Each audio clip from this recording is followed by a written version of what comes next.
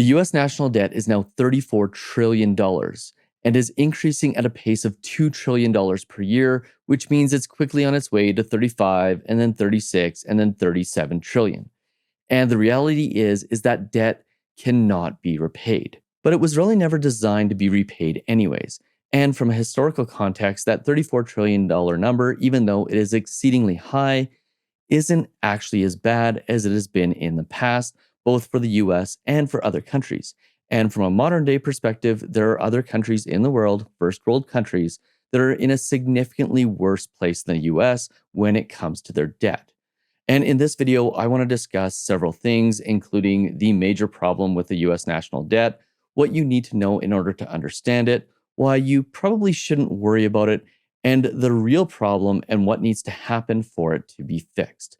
But before I get into it, my name is Nolan Matthias, and if you want to thrive financially, this is the place for you. So if at the end of this video, you found it informative and interesting, do me a favor, hit the subscribe button and hit the like button so more people like you can see this video.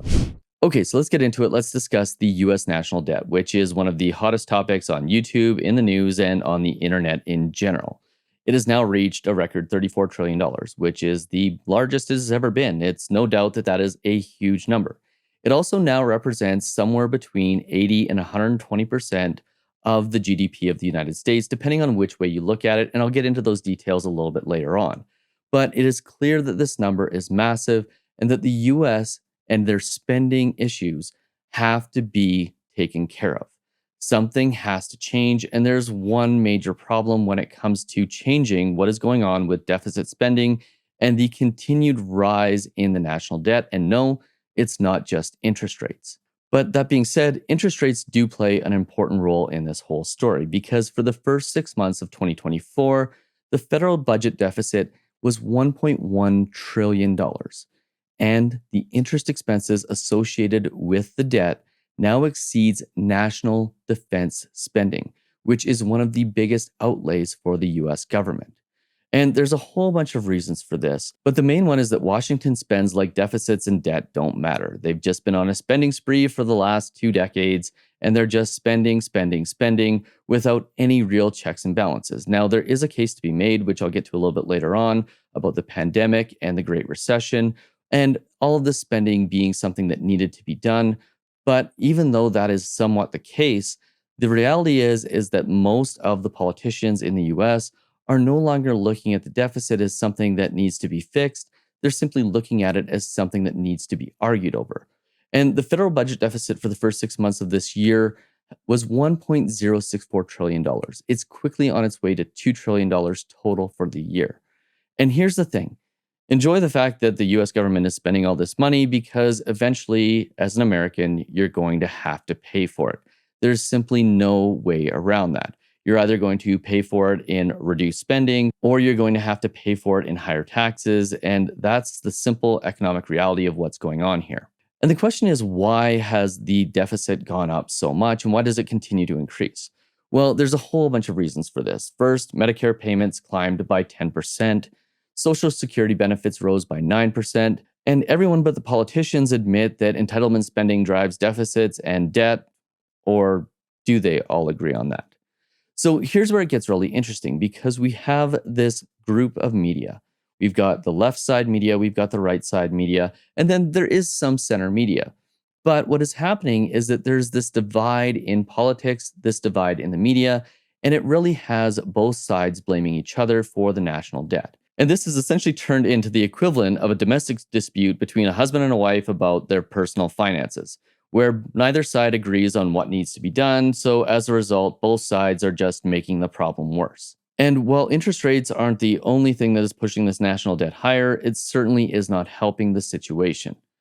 But you have to keep in mind that even though this debt number is the highest it's ever been, and the debt to GDP ratio is one of the highest it's ever been, there's something called a debt servicing ratio. This is the amount of income that is brought in relative to the amount of payments that are made. So this is something that's used in personal mortgages. It's used in all sorts of loan calculations. And the one thing I do want to point out here is that even though the interest rate payments are going up, they are actually not as high as they were in the mid 90s. And what's interesting as we get a little bit later on into some of these charts is that in the early 90s, the debt to GDP ratio was actually on the lower side of what it is today. But before I get into that, there's some things you need to understand first about the national debt. One is that it's not like personal debt. Personal debt needs to be repaid at some point because eventually the person that took it out will cease to exist. But this is different for countries. National debt is something that is not expected to be repaid. Now, you can argue whether or not that is good financial strategy, especially for a government, but the reality here is that the national debt is something that can be carried out for an extended period of time into the future. We're talking decades, if not centuries here. And one thing that almost all economists agree on is that deficit spending, which causes the debt, is a good tool for government to use if it is being used to create growth in an economy. Because growth will eventually lead to more revenues, and more revenues will eventually, at least in theory, help to pay off that debt. And it also creates a better quality of life for the citizens, higher incomes, and the ability to have a better lifestyle. But as much as the national debt is the federal government borrowing money, it is also an investment vehicle for its citizens who buy treasuries, and an investment vehicle for other countries who put their faith in the US government and the promise that the debt will eventually be paid back. And when it comes to defaulting on the debt, one of the big misunderstandings about defaulting on the US national debt is that when there is a debate about the debt ceiling and not increasing it, and the risk of defaulting starts to come into play, that risk of default is actually minimal if you can get both parties to agree to increase the debt ceiling. Because the debt ceiling is nothing more than an artificial ceiling that the US government has put into place that is designed to put checks in how much money the federal government can borrow. It's as simple as that. It's a self declared limit on how much the US government can spend. And the best thing about that is that when they do get close to the debt ceiling, the two parties have to come together and they have to agree to what it's going to be increased to. And they have to come to an agreement in order to increase the debt ceiling, which usually includes things like increasing taxes or cutting spending or a combination of both. And it is that very conversation that actually keeps the US debt in check. Now, in addition to that, there's some other big misunderstandings about the US national debt. For example, many people believe that the national debt is money that is owed to other countries in its entirety, and it's not. There is a large percentage of the US national debt that goes to things like Medicare and Social Security that is basically the government borrowing money or owing people money, I should say, not necessarily borrowing money, but owing people money for their future needs, like retirement and medical expenses. And then there's a certain amount that is held by the Federal Reserve, which is a topic for another video. But most of the US national debt is held by two types of investors, either private investors, which can include the average citizen, right up to hedge fund investors, and the second is foreign countries. And again, there's some misunderstandings about which foreign countries hold most of the national debt, because yes, China is, in fact, one of the largest holders of the US national debt. However, most people don't realize that the actual biggest holder of US debt is Japan. And then it's arguable as well that Saudi Arabia is actually one of the largest holders of US debt because those numbers aren't disclosed. And I'll link to a video about that a little bit later on. But here's the thing, of the 22% of all US national debt, only 10% of it is held by China. Japan is the largest holder at 14.5%. And most of it is held by various other countries. So the fact that the US is beholden to China, or any other country for that matter, is really just a complete fallacy. So the big fear for most people is that certain creditors of the United States are going to call back the debt, and that is going to put the US in a default. There's going to be a dollar collapse and a whole bunch of really bad things that happen. But that is not the reality. In fact, the reality is most people shouldn't be as concerned about the national debt as they are. There are significantly bigger issues in US politics and US spending and the US government than the national debt. And there's a really great article recently from the New York Times by Nobel Prize winning economist Paul Krugman called Why You Shouldn't Obsess About the National Debt. And in this article, he makes a lot of really good points. But before I get into this, it's important to note that many of his points are coming from a very left of center point of view. So while he is right, at least in my opinion, about why you shouldn't obsess about the US national debt, he's wrong in some of his assertions of what has actually caused it. And in this very well thought out and well written article, he talks about there being three major reasons why he doesn't pay much attention to the US national debt. The first is that while $34 trillion dollars is a very large figure, it's a lot less scary than many imagine if you put it into historical and international context. Second, to the extent debt is a concern, making debt sustainable wouldn't be all that hard in terms of straight economics. It's almost entirely a political problem. And then the third is that finally, people who claim to be deeply concerned about the debt are all too often hypocrites. Now, he goes on to talk about the fact that the debt held by the public is still around $27 trillion dollars. Now, the distinction between debt held by the public and the total debt in general is an important distinction because the debt held by the public is the amount that is actually owed to other people or to other countries. And he goes on to point out that even though the amount of debt that is owed to the public is huge, the economy is also huge. And the amount of debt owed to the public is about the same as the size of the US economy. He also goes on to point out that debt as a percentage of GDP isn't unprecedented, even in America. It's roughly the same as it was at the end of World War II, and I'll show you a chart on that in a second. It's also considerably lower than Japan right now, which I'll show you a chart on that as well, and it's far below Britain's debt ratio at the end of World War II. And if you take a look at the US debt clock, which also has a certain feature on it that you can hit that shows you the debt of all the other countries, what you start to see is that the public debt ratio is actually well in line with most other countries. In fact, it is one of the lowest in the world. The only one that is lower is China. And that largely has to do with the fact that other countries don't tend to want to invest in China because of the limitations associated with it. So therefore, they end up owing less to foreign entities. But when you take a look at countries like Japan, which has a 300% public debt to GDP ratio, and countries like Italy and countries like Canada, there are a lot of countries that are clearly in a lot worse situation from a public debt to GDP ratio perspective. That is assuming that the public debt to GDP ratio is a significant problem, which, even though those numbers are high right now, there are some remedies for them, which we'll talk about in a few minutes. So, looking at it from a historical perspective, the numbers start to become really interesting. For example, this is the public sector debt outstanding in the United Kingdom going back to the early 1900s. And as you can see, in the 1940s, after World War II, the public debt was over 250% of the GDP. So the debt to GDP ratio was over 250%, which is more than double what it is even by the absolute worst calculations right now in the US. Then, if you move on and you look at what's going on in Japan, you can clearly see that their debt to GDP ratio is significantly higher than the US as well.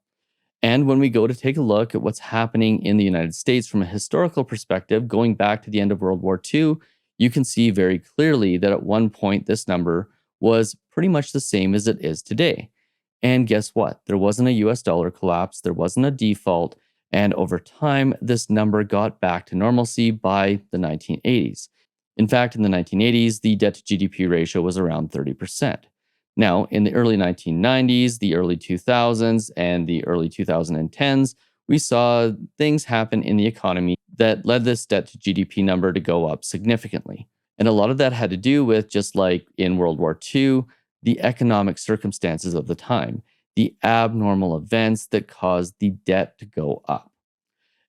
And again, I need to point out that when you look at these charts and you look at the debt servicing rates, even though in the 1990s, if I go back to it here, you can see that the debt to GDP ratio was still quite low. The debt servicing costs back in the 1990s were significantly higher than what they are right now. Now, that's not to say that the debt servicing costs won't get there, especially if interest rates continue to go up. But what it goes to show is that the debt to GDP ratio, even though it's a good measure of the amount the country is borrowing relative to the size of the economy, isn't necessarily the best measure of the actual costs, especially in a historical context. And that leads us to what actually causes a debt crisis. And almost every debt crisis in history involved a country that borrowed in somebody else's currency. And what typically happens when those countries find themselves in a debt crisis is that their central banks do not have the ability to pay for the debt that is being called by other countries or investors that have invested in that country. And what's really important to note is that the number one factor when it comes to a debt crisis or solving a debt crisis is sentiment, because sentiment can rapidly change what happens in an economy, and it can rapidly cause a debt crisis while also at the same time rapidly solve a debt crisis like it did in the European Union during the Euro crisis, where the central banker at the time simply said three words: "We will do whatever it takes." And those words were enough to put faith back in the market and ultimately solve what could have been a lot worse. Now, Krugman goes on to point out in his article, just like I did previously, that governments, unlike individuals, never have to pay off their debt. But then the question becomes, how did we pay off the debt from World War II? And the reality is we didn't. The debt associated with World War II led to growth in the economy, which eventually led to some inflation, and eventually the growth in the economy outpaced the size of the debt. And this brings up an interesting point, because if you look at the spending that happened in World War II, a lot of that was about saving the country and saving the economy. Then fast forward to the Great Recession and the pandemic, and a lot of the debt that was accumulated, which I'll talk about in a second, was accumulated with the sole intent of keeping the economy alive. So then the question becomes next, what would it take to stabilize debt as a percentage of GDP for the next 30 years? And here's the crazy thing about this whole debt to GDP ratio thing and national debt thing. It's that the US government would only have to increase taxes or cut spending by 2.1% of GDP. That's it. It is such an insignificant number in the grand scheme of things, but politicians, the media, is making it out to be something that is so exceedingly difficult to solve. And it's not. But here's the thing: America right now collects less taxes relative to GDP than most other rich countries. The difficulty in stabilizing the debt is due completely to one thing and one thing only, and that is the deeply divided politics in the United States. And even modest steps towards responsibility are extremely hard to take. The Democrats don't want to cut spending, the Republicans don't want to increase taxes, and unfortunately, these divided lines are purely designed to buy votes. The Republicans have their following that want lower taxes, the Democrats have their following that want better social programs, and there really is no middle. So it's becoming harder and harder for the US government to operate in the way that it's supposed to because of the extreme values of both parties. So the reality here is that politics is the real debt problem. Now, Krugman puts specifically right-wing politics. I disagree with this because it's very clear that both parties are at fault here.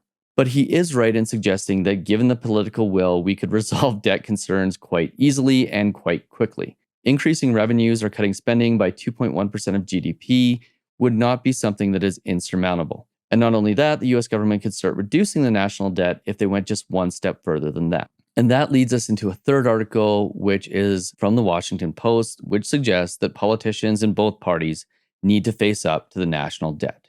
And this is the only solution to the national debt.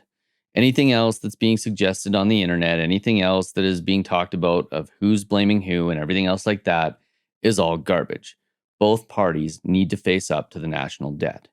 And in this article, they talk about different things. They talk about the false assertions by the left that the national debt was caused by tax cuts. The reality is that it wasn't. Yes, those tax cuts were part of it, but it wasn't the complete story. It's pretty clear and it's pretty common sense that this is a bipartisan issue and it needs bipartisan solutions. Politicians need to face the truth, and we need to get back to those times similar to those of Bush Sr. and Clinton, where they were able to manage the economy in a bipartisan way, where they were able to cut spending, increase taxes, and make the economy better for everyone by actually having things like, believe it or not, surpluses.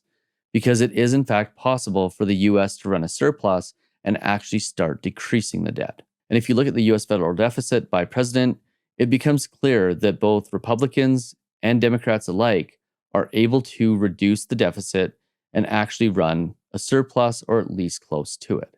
Now, obviously, there were some times where economic circumstances got in the way of reducing the deficit. Obviously, there was the war on terror, but even though the war on terror was there for several years, Bush too was able to reduce the deficit in the last several years of his presidency, at least until the Great Recession.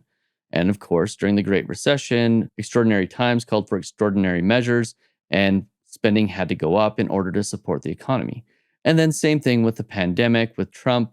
You saw there was obviously a huge increase in the deficit, and a lot of that had to do with pandemic spending, which was required in order to keep the economy going. And when you take a look at the national debt the way it is today, most of the national debt was accumulated during the Great Recession and the pandemic. Under Obama, The federal government temporarily cut the payroll tax and extended most of the Bush tax cuts.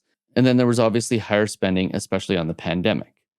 But it's important to note that when the economy craters, so does tax revenue. And if tax revenue craters, that's going to lead to a higher deficit. So these were extreme times. But even though these times were extreme, there's no excuse for failing to balance the books.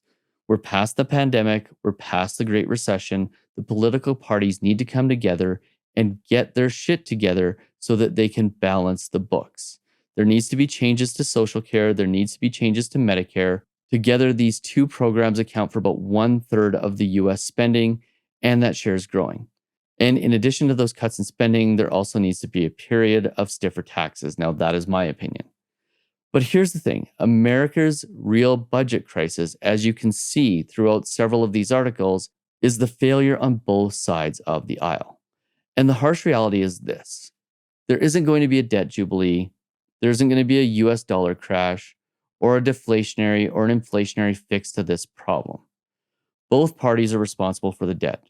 The books simply need to be balanced, and barring any unforeseen economic catastrophes, the debt to GDP ratio needs to decline, but it also needs help from US politicians. They need to take responsibility on both sides of the aisle for dealing with the debt problem until it does get to a point where it's so bad that it becomes really hard to fix. And here's the biggest point: nothing changes until the country becomes united in their fight against the debt. So here's what you can likely expect to happen next. The budget's going to be more and more of a concern as those numbers grow and grow and grow. And hopefully, common sense will prevail. It's going to take a strong leader at some point who can come in and say, this is what needs to be done, and we're going to fix it. But eventually, common sense will, in fact, prevail. I would simply not bet at any point against the United States of America. Now, growth and inflation are going to get an assist on this whole thing as growth and inflation start to minimize the size of the debt. But you have to understand taxes are going to increase at some point. They need to increase, and spending will also be reduced as well. And what this likely means for Americans is that at some point, you are going to find yourself in a circumstance where things seem to be harder because there's less money being spent and there's more money being paid for taxes. But the amount of time that it will take to get people used to those changes and to minimize the pain is going to be short. I'm talking several years here, not decades. But if things get worse and nothing is done, then the US could find itself in a completely different situation that looks a whole lot worse than what it looks like right now. But in the grand scheme of things, even though that number is high, $34 trillion, it isn't as bad, relatively speaking, as it's been in the past or relative to other very strong economies. So don't get caught up in worrying about the national debt. Go on with your life and understand that it is not something that you can control. And the number one thing that I tell people when we talk about money is only focus on the things that you can, in fact, control, which for most people is your own personal debt and how you can get out of that, rather than worrying about how the federal government is going to get out of theirs. Oh, and if you want to see that video on how Saudi Arabia gave up on the US dollar and how much of the US national debt they actually have, and I think the number is probably going to surprise you, make sure you check out this video right here.